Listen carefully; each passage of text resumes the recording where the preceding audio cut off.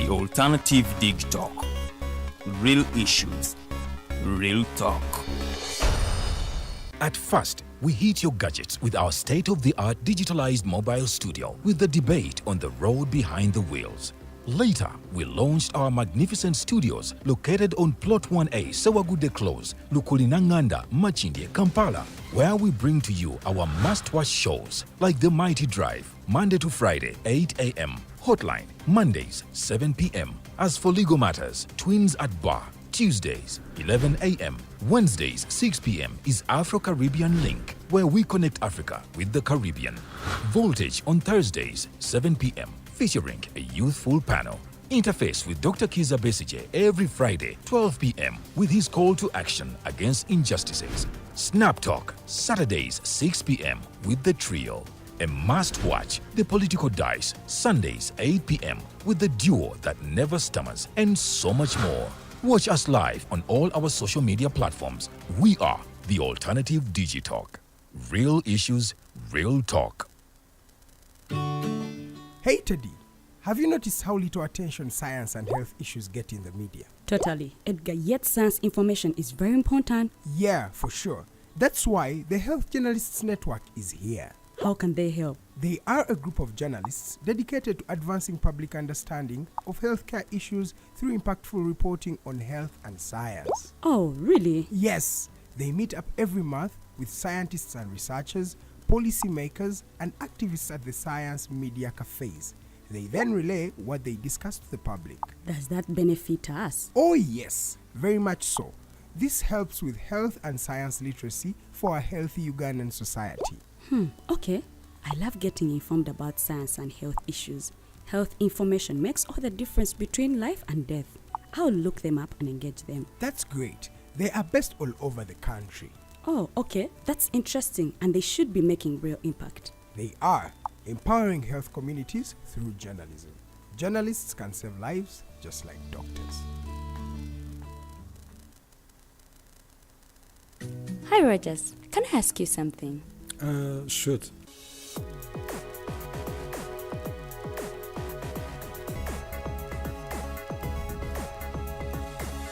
The Alternative Dig Talk. Real issues, real talk.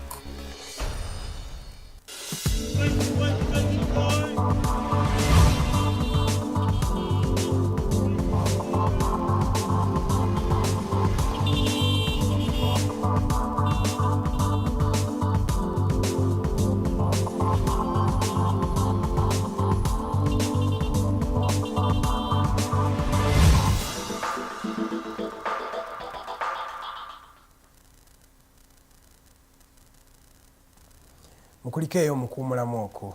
Nze Edgar Matthew Karuhanga ndabye dakika ziri 27 ezakayita ku ssaawa 2 ez'okumakya era okyali ku Digital TV. Eno program gy'olaba The Mighty Drive eri ku Facebook naye ate eri ne ku YouTube. So obwanga oyinamu kunkenyera ku platform yonna osobola okuba nga ogenda ku platform endala kijja kuba nga kisobola okuba nga kibayamba. Nga nabagambye nina munnamateeka wa kkooti enkulu obaga wayisa advocate of the High Court Counsel Kato Tumusiime. Sigwe mulundi gwe ogusoose okubeera wano naffe atera nnyo okujja n'atukyalirako naye ate nga atubuildingira insights naddala ku ggwanga lino erya Uganda ku biki ebiba bigenda mu maaso ate na ngeri ki eggwanga lino lisobola okuba nga liimprovingamu. Era ono nno munnamateeka mostly ali inclined in human rights agezaako okuba nga advocatingira eddembe ly'obuntu eri abanna-Uganda. Tumulabyeko mu misango egy'enjawulo. Yaliko omusango gwa pressure 24/7 oyo omwana gwe bakwata ku lw'okuba nga ayogera ebigambo eby'enjawulo. Tumulabyeko omusango gwa Dr. Kizza Besigye y'omu ku bannamateeka be.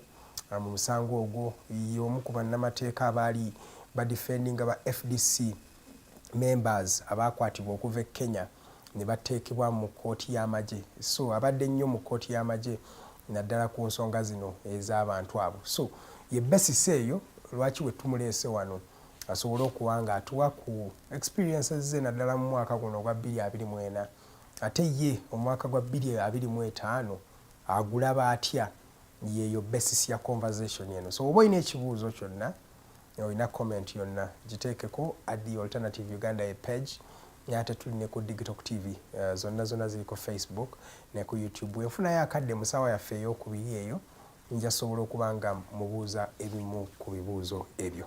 Kasooka wasuze otya ssebo tukwaniriza? Bulungi ssebo wasuze otya? Nasuze bulungi. Nsanyusa okubeera wano olunaku olwaleero. Ate ekitiibwa kiba kyaffe mukama wange. Gwe buli wovuga amafuta go n'akaddeko nejja wano ssebo tukitwala nga kya bulijjo. Era twagala okwebaza. Nange nesiima. Omwaka gubadde gutya? Omwaka gubaddemu ebintu bingi. Generally nga bw'okyogedde and the human rights perspective, bitagenda bulungi mu maaso bingi bibaddewo era buli omwazi ng'abiraba. Ne bw'ova ku human rights perspective, abductions ziyitiridde mu ggwanga lino, obubbi bweyongedde, obubbe bw'ebitabo n'obubbe bw'eryanyi. Kwegamba omwaka guno n'oba internet tegubadde mwaka milioni 17 nti ebibadde bigenda mu maaso bingi era buli omu alina engeri gyaze ng'abikwatako. Their contribution has been different depending on where they fall and how they come up. Tujja kulabira ku ndowooza tutandike ne ku palamenti yaffe. Parliament of deals everywhere. Buli omu ddiira kati mu parliament. Parliament oginako obuzibu okuja nga tetunagenda ku parliament eyo. Mbadde gye sinjaga manye your experience because you have this year you have been really a common denominator mu misango gya human rights okulabyeko mu naddala mu kkooti y'amagye. Obadde mu nnyo. How has it been for you defending or taking part in such cases? That's true. I have been so much busy in such cases of human rights violations and freedoms. But to be honest, it has not been an easy journey. It has not been an easy journey. To start with is that the more you appear in such kind of cases, there is a way you are termed as some of the opposition kind of an individual, some of a terrorist, some of a person who is against the government programs, and that's the characterization they put on you. You wear the face of the people that you usually represent. So it breaks you in one way or the other if you're not strong-hearted and if you don't know why you're doing what you're doing. But that one has not scared me anymore, and the problem is that you face a lot of risks because you are involved in the cases that most of them take to be high-profile cases. Yes, they are. Cases most of them take to be cases against the government and the regime, the people in power. And the risks you face include risks that even go to your personal life, right to life, because you face a lot of challenges. That's being honest to you. But I am a believer, I'm a Christian, I believe in God. I believe if my day has not come, then I will still be here and I will still serve. So you're not threatened in any way? Threats come, but what do I have to do against them? It's just to continue playing. Why do you choose more and more years? Why do you choose those controversial cases? Why is it that gwe tukulaba wali side etali ya government era nga bugambye that people you start to wear that face? Why do you choose the villains of the state? They are not opposition cases, or they are not cases against the state, as you may say, or they are not controversial cases. You are defending Besigye. You are defending the 36 FDC members who you know were doing terrorist activities. You are looking for the pressure. They are presumed to have been involved in that, in such kind of activities, like you say. There is a presumption of innocence that it is now the state and the prosecution to prove that actually these people were involved in those cases. If you look at the circumstances and the manner these people were handled, my intuitions actually bring me to what I do. Remember, before I became an advocate, I was an activist myself. So I know what activists go through. I know what is good. I am a believer in a good governance, believer in the rule of law, constitutionalism, and the rule that governs this country should be based on the provisions of the Constitution. So where I feel that there are violations on human rights and freedoms taking place in this country, I should not sit down. because I should also use my tool, my experience, my knowledge, my career to also help and represent those people. Because most of these people that are attached to such cases that most of them call controversial, or most of them refer to as cases against the government, are people that end up being neglected by the rest of the public. Now, somebody who believes in the good cause, that must be shown, because I should do what I preach. If I preach good governance, rule of law, constitutionalism, then I should be seen to be doing the same. Shouldn't keep on coming on digital and tell people that we must respect the rule of law, we must respect the constitution, we must be people that believe in good governance, and then I see somebody being mistreated because of their involvement in the activities they believe must contribute to constitutionalism and rule of law or good governance in this country, and then I'm home seated. My contribution will come in the legal representation. That's what I can offer. That's the least you can for do. now, because I don't think I will have enough money to keep contributing to the rest of the people. But my contribution is what I have as an individual, and that can help the many that are being mistreated, that are being persecuted, that are being kidnapped each and every day, that whose rights and freedoms are being violated on a daily basis.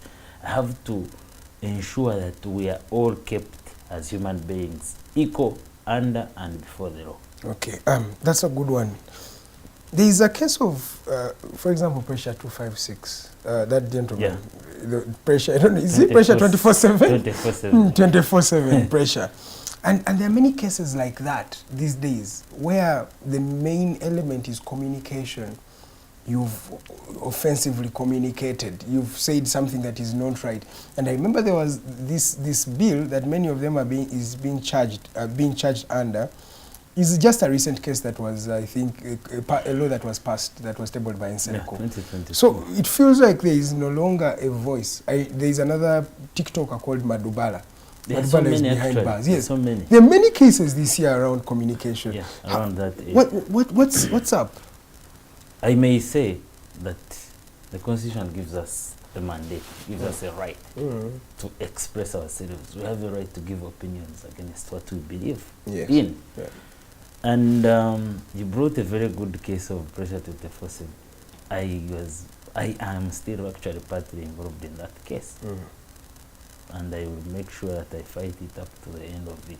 Because at the end of it all, you look at the law that these people are being charged under. This is a law that we challenge. Computer it was passed in misuse. 2022. We challenged that in the Constitutional Court. This is 2024. And the Court of Appeal is just the Constitutional Court, which sits as at the same time as the Court of Appeal, is not taking any actions, even when they are seeing that people are being still persecuted under this law in the guise of offensive communication. So, like somebody who is part of the people that challenged that law, I cannot sit down. I remember. I I was the Digital TV was there as you were yes, and challenging that's why I am so much involved in offering my services to the people that are being charged under the law that I believe is unconstitutional. Because if the Constitution gives us a right to give our opinions, express ourselves, in fact, the Constitution should allow us to define you the way we feel. It allows us to tell you what we feel about you. Not to limit ourselves and then say we must always be praising. But then where is the even thin when you are line? doing what is I think let me ask, where is the uncalled thin for. line? Where is the thin line for this offensive communication? Because now I'm not understanding what is dubbed as offensive. Now offensive now is the whole kind of offenses that are related under the Computer Misuse Act are offenses that are used by the politicians, the so-called the people in power who want to use their excessiveness against the rest of the people that don't agree with what they are doing. Okay? Yes, sir. You have seen, for example, the former RCC Anderson Vorora being charged under the Computer Misuse Act because he came out and said that Parliament was full of corrupt people, including the Speaker as head of that Parliament. Yes. But because the Speaker has and believes she has that command, she used the rest of the police and the courts of law to have this man charged. and arrested. Yeah, and he was. You get? But because what this man was saying, the RCC, and like the rest of the people were saying, is that we have a parliament that is fronting corruption on a daily basis. That's factual. Nobody will take it out. Okay? And we have a right to call that parliament a corrupt parliament, which is headed by a corrupt speaker, the deputy speaker, the commissioners, they are all corrupt people. And by saying that they are corrupt, then we shouldn't be being charged under the Computer Misuse Act, because we have expressed our feelings, we have given our opinions, and we are saying the truth and the reality. Council, now, the truth and your reality has costed a person 6 years. There's a person who has been convicted. Obviously, he was convicted, we intervened, and actually we are appealing against that conviction. 6 years? Because you see, in law, there are things we must consider. For example, a plea of guilt. Somebody has not wasted time. There is what we call mitigating factors. What should be considered before you sentence this person? Okay? But all those, if they are ignored because somebody was annoyed, and my biggest challenge is that the people they think we annoy, all these people that are being arrested and remanded annoy, don't even show up to say that I was annoyed. You see, annoyance is in personam. It is you, Edgar, who feels that I have been annoyed by what Kato said at this show. It is not Ari who is seated there to say that, but what Kato said on the show annoyed Edgar. You don't feel annoyed on my behalf. Yeah, the complainant must be the person to come to court and actually give his feelings about what you said and how. I remember Stella Nyanzi said the same thing, that if President Museveni is saying that I abused him, I think he should be here to charge me directly. No, the case you brought about of pressure 24/7. This is a case of February. Yes. We have been in court now close to 10 months. Okay? No witness has been brought in that case, for example. It has been given the last adjournment for about 5 times. I don't know if the last adjournment has changed its meaning before that trial magistrate. That's his business. But the complainants in that case, including the Speaker, President Museveni, the First Lady, I don't know, Vijingo, and the rest, nobody has ever showed up, because we have people that take the pain on behalf of the rest. Is our constitution still does it still have that sanctity to be called a constitution, or as one of the scholars, your scholars said, that this is a book of lies? Because I'm trying to look for how biting it is, but I'm not seeing it. You see, it all depends on where you are, which side you fall onto. Because even the people that want to interpret that constitution depend on who are they pleasing at the end of it all. This is the reality that I'm telling you. Okay? Because the same law that is used against somebody that is in support of the regime is interpreted in a different way when it falls to somebody that is against, that is presumed to be against the regime, or that is challenging the regime. Because my coming here and explaining to you why I believe a certain thing should have been done in a different manner doesn't make me your opponent. In fact, I should be your first #1 fan, because I am helping you to correct your mistakes. Give me an alternative. Yes. Okay, but I'm actually your friend. Yeah, but the way they play around with the laws that we have in this country is something that everybody should be concerned about, especially when we are nearing the election period. Do you think we are? As a people generally, are we concerned about our constitution? Because I believe, or to some of the people I have talked to, they no longer see it as... in fact, people don't even know their law, if you realize that. Yes, most of them they don't even care. Don't know. Most of them don't know, because among the reasons they don't know is that even the government itself, that has the mandate under the same constitution to publicize the constitution, to translate into different languages so that it is easily accessible, to promote the teaching of the constitution in institutions, including schools, which is a mandate, has failed and ignored to make it a public document. Because the constitution is a public document. It's our Bible as the lawyers. The way people run the Bible is the same way people must learn this constitution and understand. But the challenge is that even when the government has failed to do what it is supposed to do, people have also not got interested in having access to the constitution and reading about what is entailed in that constitution. The challenge comes in that where you are caught and they are charging you under the same law, that's when now you realize, oh, surely did this actually exist at some point? That's the challenge we are facing. And when people have not become victims of the law, most of them don't want to bother about what the constitution holds or what any other law holds. Some even want to change. I remember General Kayura saying 2 days are not enough to investigate someone. But after how many months 9 months, he was there, he was and still he was the same person crying. Still crying, exactly. So that's a problem in that most of the people that we have here in Uganda, including the judicial officers, they have been in those offices for so long, including the prosecutors. They forget that at the end of it all, things will turn away around and they will be the people in the dock, and then somebody else will be in that seat as a judicial officer and then reading to you the same things. And surprisingly, most of them will be referring to your cases that you decided as a judicial officer. Yes, and then I'm basing on the case of the precedents will bar them, and then you will be the person now facing the same cons. And I believe if people understood that we live in a world that is not on a straight line always, then we would be commanding our consciousness to do what is right. Okay, let me go to the General Court Martial. What some of you call the tribunal. It's a tribunal. You like to call it a tribunal. I want to first look not at the persecution, what you have called the persecution of some political players, because some civilians, in fact civilians are not allowed in that court, but there are civilians that are being charged there. Of them. But let me first look at how it's not working on Mr. Muhoozi Kainerugaba. I am not a soldier, but I believe that some of the messages this person has been making over time have been political in nature. And as a serving soldier, in fact a full CDF, I don't think these are things that would just go unchecked like that.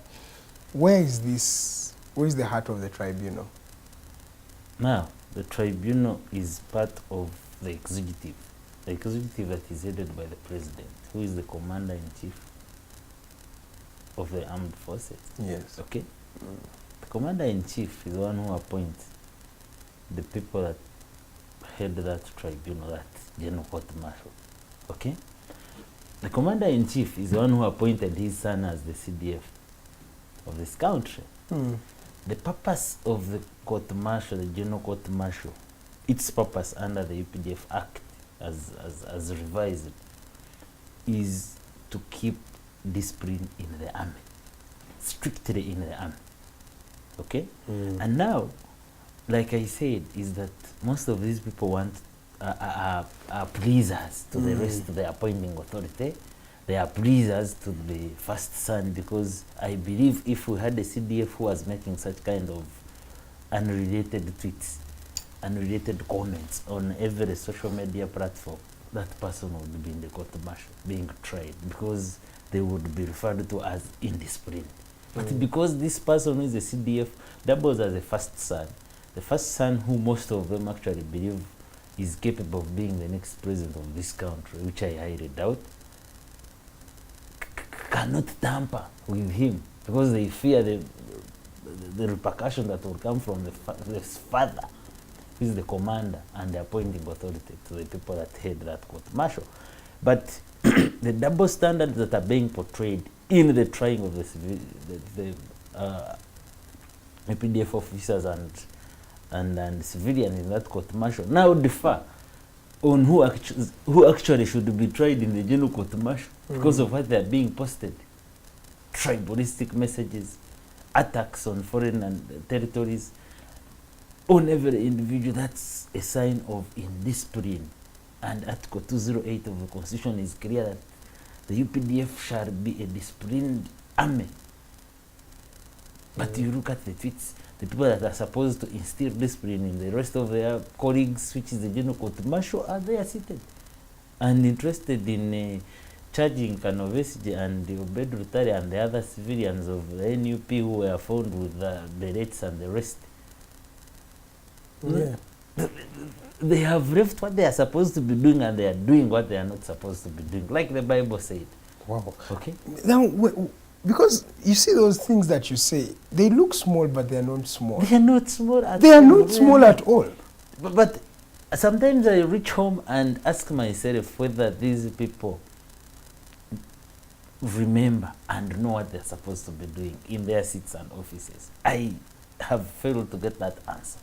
Because if a simple me can understand that the purpose of the General Court Martial is to instill discipline and keep the armed forces disciplined at whatever cost, at whatever levels, including the people that are part of the PDF but are sent on foreign missions.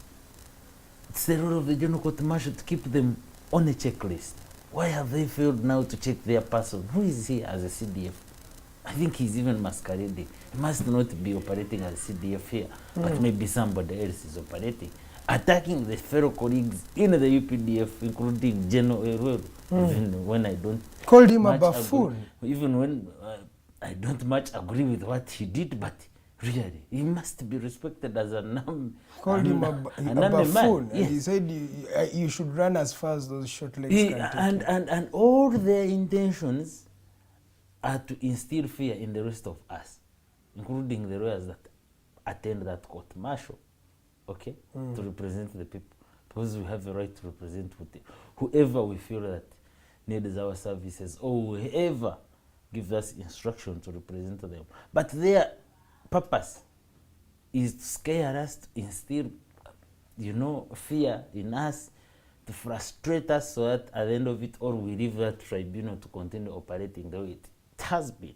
And this is our message, that we shall also make sure that we expose each and every detail that happens in that court martial as a tribunal, and actually let the people know that it's not a court of law.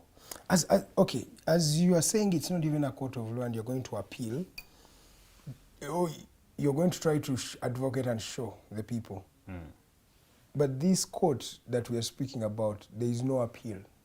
So if Council Kato today, you are convicted by this General Court Martial, whereas you are saying all those nice words, there is nowhere else you can ever go to. The court martial itself has the General Court Martial Court of Appeal. It has it. But still the composition is almost the same by the armed forces. So whatever is made, a decision that is made there, the decision that there's no way you can the decision that the Supreme Court passed recently, it distanced itself from the business of the General Court Martial. The following day, the president, who is this commander-in-chief, wrote a letter saying that no, the purpose of the court martial was to instill discipline. He actually brought the same words that I am using here. Exactly. And he said, but because we had so many cases, the backlog in the civilian courts, that's why they created that tribunal, so that it can ease and make faster the processes of trying these people that are involved in unlawful acts in the armed forces. But he said in the same letter that where the civilian courts find a reason or find a point that the General Court Martial did not follow what the law presupposes to be done, then they must intervene and correct the error. I am waiting for the Chief Justice to reply to the same letter, but he's just a sleeping one. Wow. So you can intervene? Like the court that you guys go to, the civil courts can intervene in... Yes, that's the president's word. That's the president's letter. Isn't the president contradicting himself now? Generally, we have precedents that say that when somebody is given a death sentence as his punishment, then the highest court of the land must be the one to confirm that death sentence. Now, what's the highest court of the land? We have the Supreme Court. But if the Chief Justice who heads the Supreme Court now says we have no business with whatever transpires in the General Court Martial, now you wonder, and it takes me back to the same question, that do these people reach home and actually reflect and make refreshments in their memories to see that what I am doing actually is messing up the whole system and the whole country? Okay, but can someone from the Court of Appeal in the General Court Martial at least be tried in the Supreme Court?